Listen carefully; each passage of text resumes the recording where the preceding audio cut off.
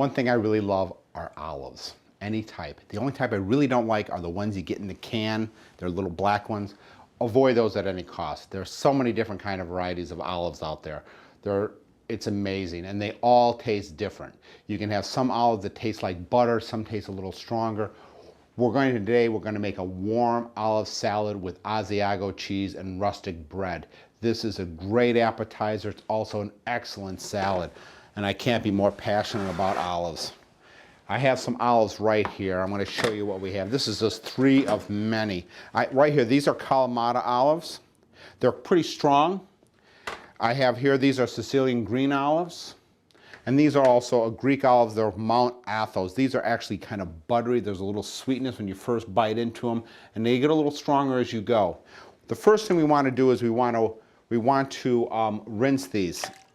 I'm going to rinse these in the sink, just under some hot water. If they're really strong, you can always just blanch them in some water. So right now I'm going to come right over here, just get a little hot water, put this in the sink, and just kind of let's rinse off some of that brine.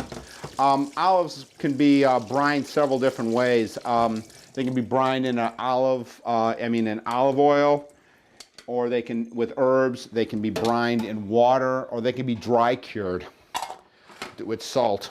So I'm going to get this pan going. Now you notice I had 3 different kinds of olives here. The darker, the Kalamata, is actually a more mature olive. You know, it's a little bit more color. And the Sicilian and the Athos, those are actually younger olives. The older olives actually are have more oil to them.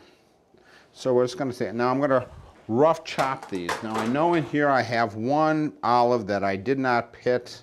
Yeah, here it is. I pitted some of these. The other ones came unpitted. If you have to pit an olive, you just lay it on the board, put the flat end of your knife down, you smash it, and take the pit out. Now with olives are actually a fruit, but it's actually called a drupe. And it is related, believe it or not, to the apricot and the cherry. And what that is it's a pit or a hard seed surrounded by soft flesh, which is pretty much what we're dealing here with the olives. Now I'm going to add a little bit more olive. That's going to get going. What we're going to start with here, we're going to get this nice and hot. We're going to bring over the rest of my ingredients here. We're going to start with, we're going to saute some onions, some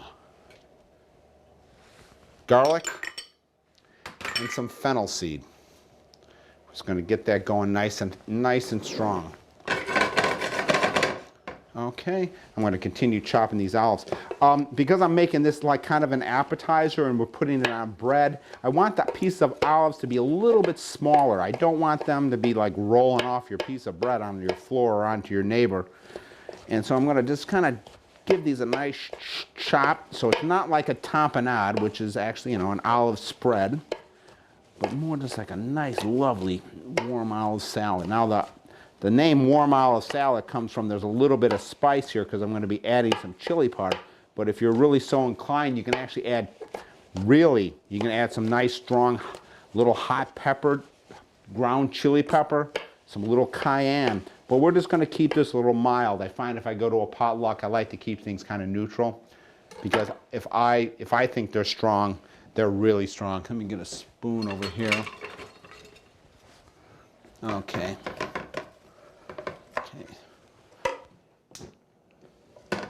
That would have been helped if the burner would have been on. Okay, there we go. That's going to take a couple minutes. Okay. Once your onions are done, you add your tomatoes, your tomato paste, your lemons, and your chili powder. And just get that going, turn that heat, get that. And then you add in all your luscious olives. Now you're going to braise these or stew them in a little bit of water. You're just going to do that until the water evaporates. Let's go over here and get a little tap water in here.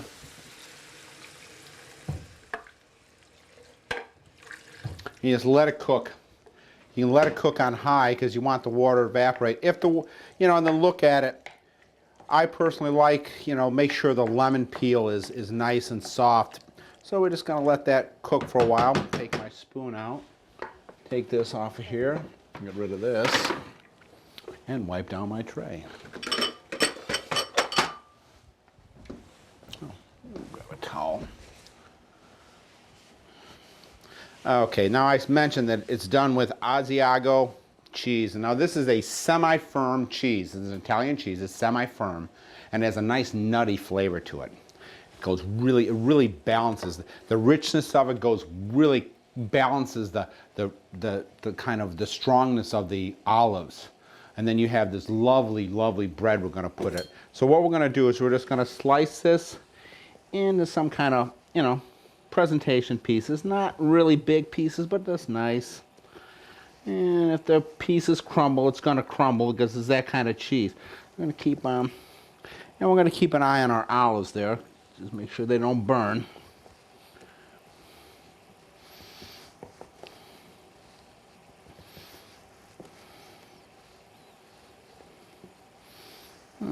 That's a nice bit. And then I'm going to walk over here and get a nice piece of sourdough bread, which is always a good thing to have. I'm going to move my cheese over here. We're going to go in here and find my bread knife. Cut that in half. And just cut the bread in half and just cut down and make a mess. That's one thing about bread. You can toast this if you want, but I don't see it as being necessary with this dish. That's a real preferential thing. Toasting is not a bad thing, but in this case, especially because you want to, you know, this whole point of this is, you know, potluck. Sometimes, you know, you want to make it accessible to everybody. And I also like to make my potluck dishes as least complicated as possible. Go over here and get a nice platter up here.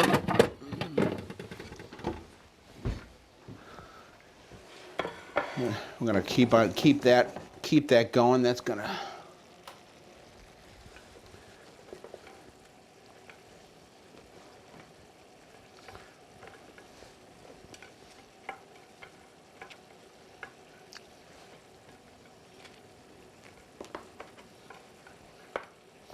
Okay. There's the cheese. Now our olives are still going. They're gonna be about another few minutes on that. This is reduced down nicely now. I just want to turn down the heat a little bit, give it a nice taste, see what it may or may not need. Definitely need some black pepper. And believe it or not, with olives, it needs some salt. It's amazing with salt. Some people say, oh, why do you salt everything? I actually salt desserts. It's really interesting with salt. If you want to make something sweeter, add a little salt. Okay, now that's nice. Now, what I'm going to do, this is definitely a warm olive salad. Now, when you're going to your party, this will actually be more room temperature. But for just to show you how you plate it, you just take some of the olives, you just spoon it right here onto the plate.